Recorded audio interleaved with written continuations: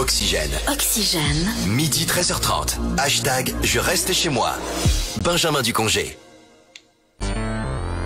Et en cette période donc de confinement, eh bien on va essayer de vous donner quelques bons conseils pour mieux vivre justement toutes les difficultés autour du confinement. Avec notre prochain invité, il s'agit donc de Jérôme Palazzolo. Bonjour Jérôme. Bonjour. Vous êtes psychiatre du côté de Nice, psychiatre et vous proposez des thérapies cognitives et comportementales. Alors de quoi s'agit-il ? Alors, les thérapies comportementales et cognitives sont des thérapies qui font partie des thérapies brèves, c'est-à-dire des thérapies qui sont limitées dans le temps. En fait, ces thérapies, comme leur nom l'indique, vont s'intéresser à la fois au comportement de l'individu, c'est-à-dire ce qu'on fait, la manière dont on fonctionne au quotidien, et également aux cognitions, les cognitions étant les pensées associées à ces comportements. Et il y a un troisième volet qui est très étudié dans les thérapies comportementales et cognitives, qui est le volet des émotions. Donc en gros, ces thérapies s'orientent autour de cette dynamique-là, pour aider la personne à avancer, à travailler sur ses problèmes et éventuellement, là en l'occurrence, à mieux vivre le confinement. Alors justement, ce sont des thérapies courtes. Pourquoi ? Parce que ce sont des problèmes plutôt passagers que l'on règle ? Alors pas tant que ça, c'est-à-dire c'est pas tant en fonction des problèmes, c'est surtout que ce sont des thérapies qui ont été évaluées scientifiquement, c'est-à-dire qu'en fait, tout au long de la prise en charge, on va évaluer l'évolution de la personne. Et dans ce cadre-là, on va lui proposer des exercices pratico-pratiques pour lui permettre de s'améliorer. Et une fois que on a atteint les objectifs fixés en collaboration avec la personne, la thérapie s'arrête. Alors un mot sur la période que l'on traverse, quels sont les risques d'un point de vue psychologique ? Alors les risques d'un point de vue psychologique, on commence déjà à les voir émerger, c'est-à-dire qu'on commence à voir des pathologies qui sont vraiment spécifiques à cette période de confinement, c'est-à-dire des troubles essentiellement anxieux, des troubles dépressifs, voire même des troubles qu'on appelle de stress post-traumatique, c'est-à-dire des personnes qui vivent très très mal cette problématique de confinement et qui commencent à aller consulter expressément pour ça. Comment est-ce qu'on peut consulter ça ? Il faut forcément qu'on se voit ou ça peut se faire comme on le fait là en ce moment à travers un écran. Alors je suis pas en pleine consultation avec vous évidemment, mais ça peut se faire à travers l'écran là, comme notre échange actuellement. Alors bien sûr, il y a toute une dynamique de téléconsultation qui peuvent se faire. Moi personnellement, je consulte aussi de visu dans ce cadre-là. En fait, l'objectif c'est de s'adapter au mieux à la demande du patient et lui proposer la solution qui soit la plus sécure pour lui. Alors essayons d'être pratiques. Première possibilité, on prend rendez-vous chez un professionnel. Deuxième possibilité, est-ce qu'il y a des petites choses à faire au quotidien pour essayer de mieux le vivre, pour ne pas tomber dans l'alcool, ne pas tomber dans la bouffe par exemple, c'est mon cas, c'est pas très beau ce mot-là mais c'est comme ça. Comment est-ce qu'on peut gérer toutes ces difficultés en ce moment ?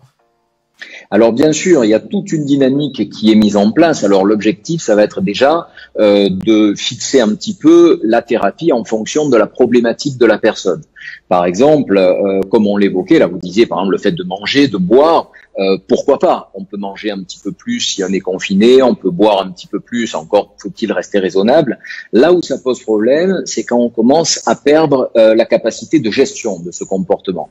Donc dans ce cadre-là, souvent ce qui est préconisé au départ, c'est des petits conseils simples, ce qu'on appelle nous dans le jargon une psychoéducation. C'est-à-dire déjà par exemple le fait de respecter un certain rythme. On se lève à une certaine heure, on se prépare, on se lave, on s'habille, on s'active. Éventuellement, si on peut avoir une petite activité sportive, il y a pas mal de tutos en ce moment sur Internet, ça peut être très très bien. On mange à une certaine heure, on fait un vrai repas, posé, assis, où on n'est pas là en train de grignoter 2-3 choses dans le frigo en regardant la télé. L'après-midi, l'objectif c'est aussi de s'activer. Alors ça peut être aussi de la lecture, ça peut être voir un film ou une série, mais dans ce cas-là, un film ou une série choisie. L'objectif c'est pas de s'affaler sur le canapé et de laisser défiler les images. Docteur, c'est intéressant ce que vous nous dites là parce que alors un film c'est une chose. En revanche, les séries c'est quand même vraiment fait pour être complètement addict et pour les enchaîner. Comment ça se gère ça ? Ne pas passer ses journées, même ses nuits devant les séries, devant Netflix, devant Canal, devant Disney+. Ah ben complètement, c'est-à-dire que là l'objectif c'est d'être actif dans ce qu'on met en place. C'est pour ça que j'utilisais vraiment le terme d'activation dans ce contexte, c'est-à-dire que la série, on peut choisir une série. Maintenant, ce qu'on va essayer de faire, c'est ne pas tomber dans l'addiction, c'est-à-dire qu'on va se déterminer sur 1 ou 2 épisodes par après-midi, et ensuite on peut se balader donc autour de chez soi en respectant bien les horaires, etc.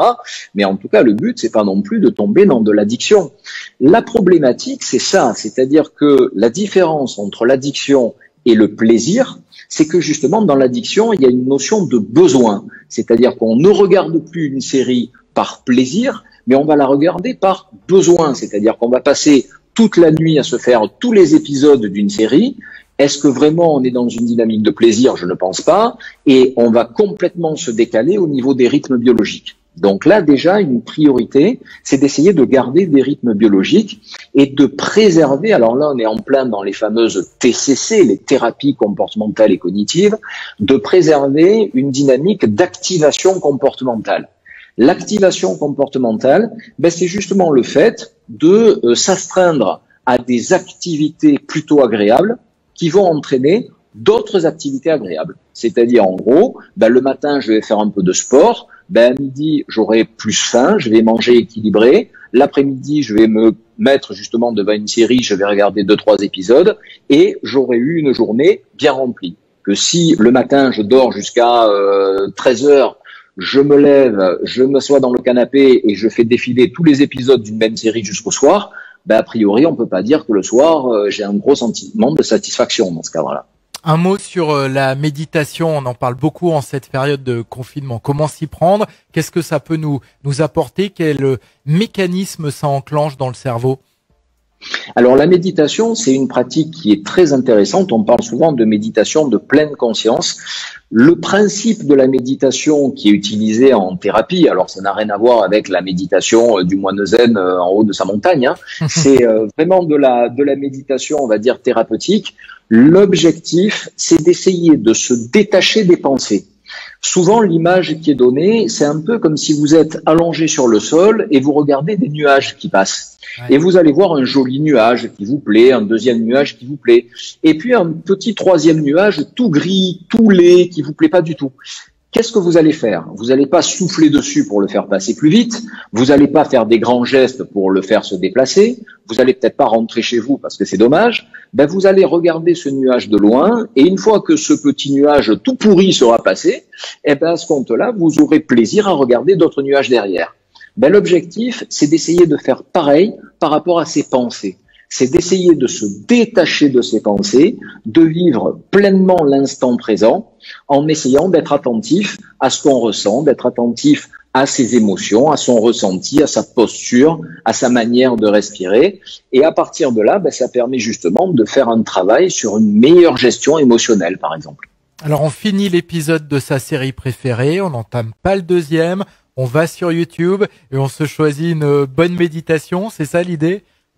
Alors par exemple, ça peut être aussi de la pratique faite en groupe. Si on pratique la méditation, on peut après travailler. On peut travailler ça après tout seul chez soi. Il existe des applications très bien faites qu'on peut télécharger sur le téléphone portable. Ça peut être très bien. Et puis pourquoi pas, comme vous disiez, sur YouTube.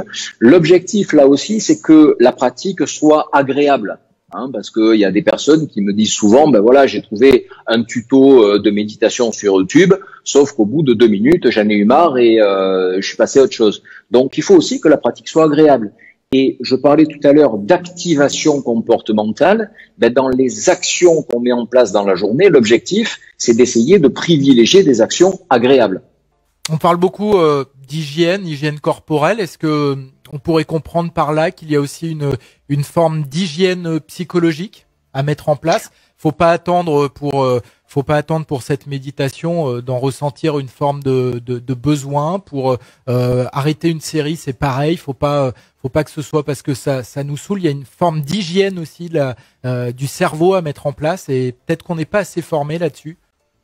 Ah mais complètement, et moi j'irais même plus loin, c'est-à-dire que le but c'est pas de dissocier les choses, c'est-à-dire qu'on a souvent tendance à dissocier l'esprit du corps, Et ben, on a quand même la tête qui est reliée au corps par le cou, hein. Donc, on est dans une dynamique globale. C'est-à-dire que c'est difficile d'avoir une bonne hygiène physique si on n'a pas une bonne hygiène mentale et vice-versa. Donc, l'objectif, c'est de prendre en compte l'individu dans sa globalité et d'essayer d'optimiser les choses dans la globalité, justement. Merci, docteur. À moi de vous poser la question. Comment est-ce que vous vivez cette période de confinement?